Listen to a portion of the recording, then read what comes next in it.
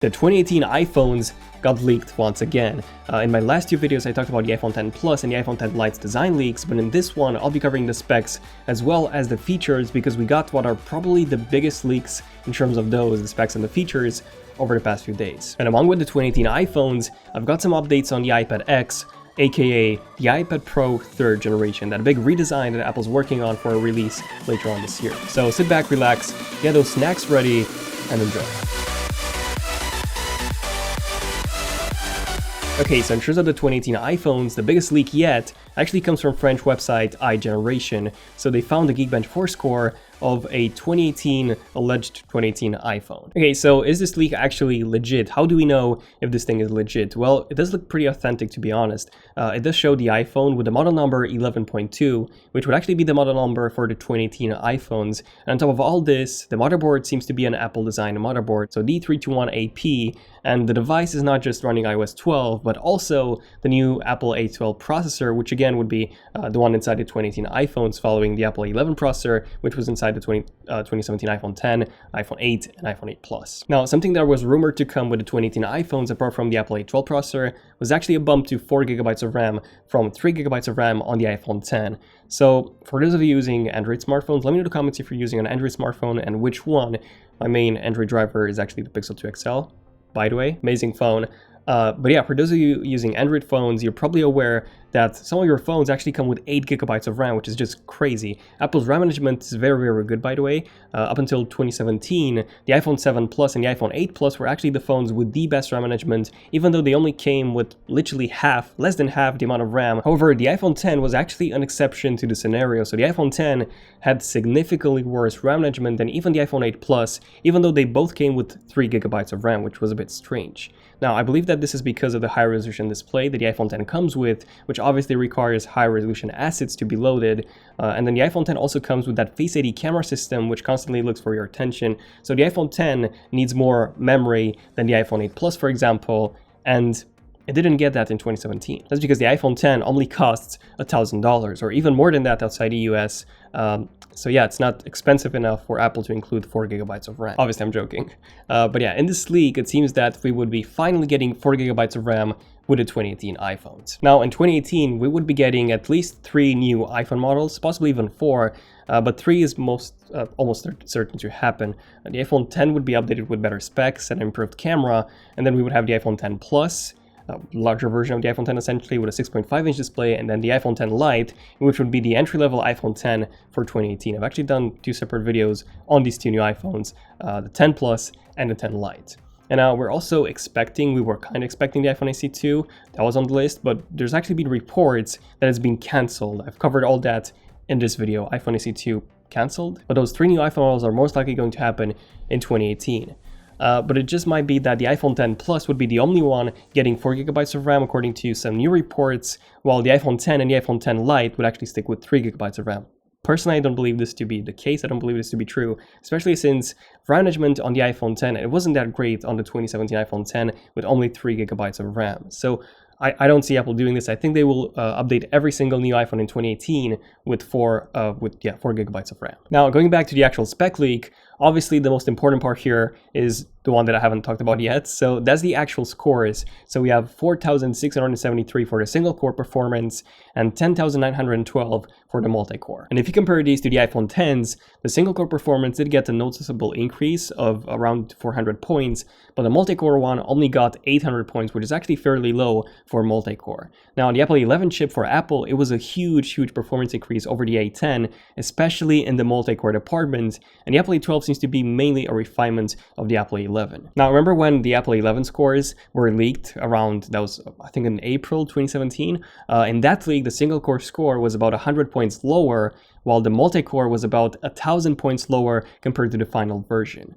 Now, the processor is obviously finished, so lower performance is probably caused by Geekbench not being updated to fully support the Apple A12 processor yet. So if we follow the same pattern, then in September, when the new 2018 iPhones release, the scores might be around 4,700 to 4,800 for a single core and close to 12,000 for the multi-core. Now, honestly, I don't really care about the personal scores that much myself. I just want to see some good day-to-day performance, along with some really good RAM management. Numbers, they don't mean anything if the power isn't utilized to its full potential.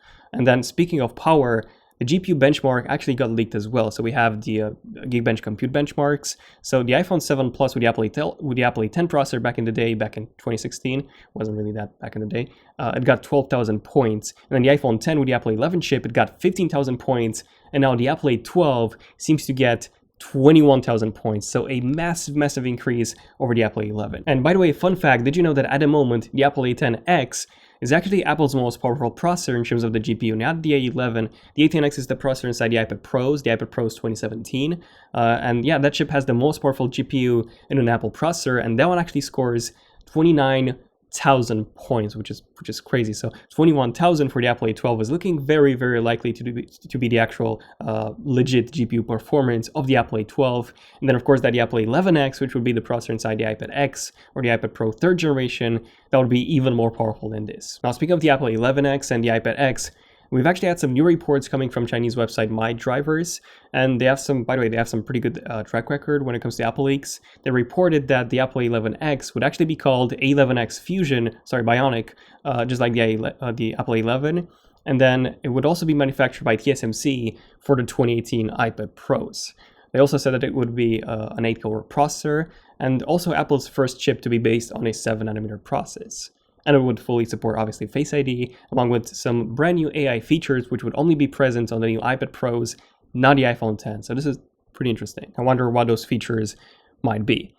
Speaking of features, if you want to know more about the iPad X and all the new features it comes with, I've done multiple videos on the iPad X before, but essentially this would be Apple's biggest design change for the iPad since the original iPad back in 2010. So the home button would be removed entirely, and the bezels would be thinned out really dramatically. So essentially this would be, the top and bottom bezels, they would be removed almost entirely, by the way, because at the moment they're quite huge. Face ID would be introduced to this iPad, so overall this would be the iPad equivalent of the iPhone 10. Now, another leak in terms of the 2018 iPhones is in terms of the charger. So we've actually had some reports coming from DigiTimes Taiwan a while ago that the 2018 iPhones would come with a USB-C charger inside the box. Now, the port of the iPhone would still be Lightning and will be USB-C, unfortunately, but the charger itself, it would be USB-C, and it would come with a USB-C to Lightning cable, so USB-C on the charger part and Lightning that would connect to the iPhone. So essentially, you would get finally fast charging included inside the box of the new iPhones without the need for you to buy a USB-C charger, a USB-C MacBook charger, along with a separate USB-C to Lightning cable. And earlier this week, Chongdan To, I'm really not sure how to pronounce your name, sorry. Chongdan? Okay, I'm not gonna say that anymore, sorry. He said that he basically posted on Mac Otakara some leaked images of the presumed US version of the Apple 2018 iPhone charger. And here you can see that it does look a bit larger than the current one, since it's also an 18-watt charger compared to a 5-watt one that we got with the current generation iPhones. But yeah, it's not that massive as you would expect. It's significantly more compact than even the 12-inch MacBook charger, which was basically the cheapest option you could buy if you wanted to have an official fast charging option from Apple for the new iPhones. And then this also means that the new iPad, so the new iPad Pros in 2018 and then the new cheap iPad probably in 2019, they should also come with a fast charger, because at the moment they only come with a 10 to 12 watt charger inside the box, which is really slow, by the way, especially on such a large device as the 12.9 inch iPad Pro. And same goes with the iPhones. Right now, as I said before, you need to buy a separate MacBook charger plus a USB-C to Lightning cable in order to get fast charging on both the iPhones as well as the iPads. So yeah, there you go. All the latest leaks and rumors in terms of the 2018 iPhones as well as the iPad X. Definitely subscribe if you're new to the channel and you want to see more cool videos and interesting videos like this one. Also notifications by tapping on that bell icon so to get notified as soon as a new video comes out.